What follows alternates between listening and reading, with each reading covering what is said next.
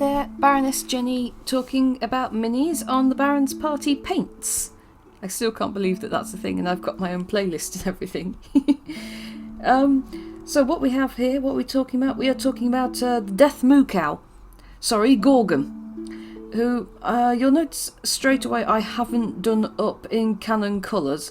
Again, this is me being awkward and deciding we need to get a bit more creative with this. And honestly, I'd been picturing Gorgons in my head as looking like just real cows but made of metal. And real cows don't look like the ones that they've... well, they don't come in the colourways that they've painted them up in on the box. At least I don't think. Ooh, I hope they don't. Anyway, this is the Gorgon I painted up. And, he was a really nice easy paint. I do love doing these gigantic monsters that don't have a super duper amount of teeny tiny details because they're so relaxing. He is painted up in what was at the time my brand new bronze paint, Screaming Bell, which it doesn't look like it's going to dry as orangey as it does, and it really does look like copper. I love it. His spinety thing, horns and hooves, are painted up in Lead Belcher, just to give him a little bit of a two-tone effect.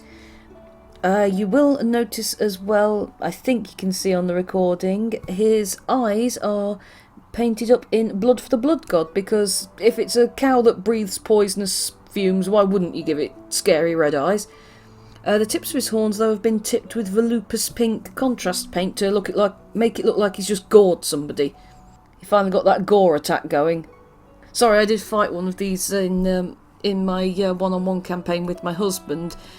Fought one of these with a half-orc barbarian. I think she was Path of the Berserker at the time. And we kind of wrecked it. Actually, to be fair, we were fighting two of them, but I immediately polymorphed one of them into a butterfly so we could do this one at a time. It only started to get a little bit hairy when one of them finally managed to start paralysing my character, but then we killed it within about 5 seconds. Ooh, actually, let's talk about his smoky breath weapon there. That's watered down moot green. I've probably talked about this a number of times before. In fact, I'm fairly certain I have. What I do if I've not got the right coloured wash, which is, to be honest, what you really want to do for these magic effects, but limited budget, as I'm sure I've said before. What I do is get a tiny dab of the paint colour I want it to be and water it down in the paint water.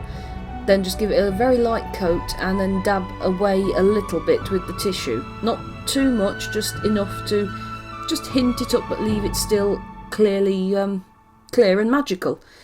I think... yes, I did. I also did a little bit of the same thing with Lead Belcher on its breath weapon. Just, again, it makes it look a bit more paralysy, doesn't it?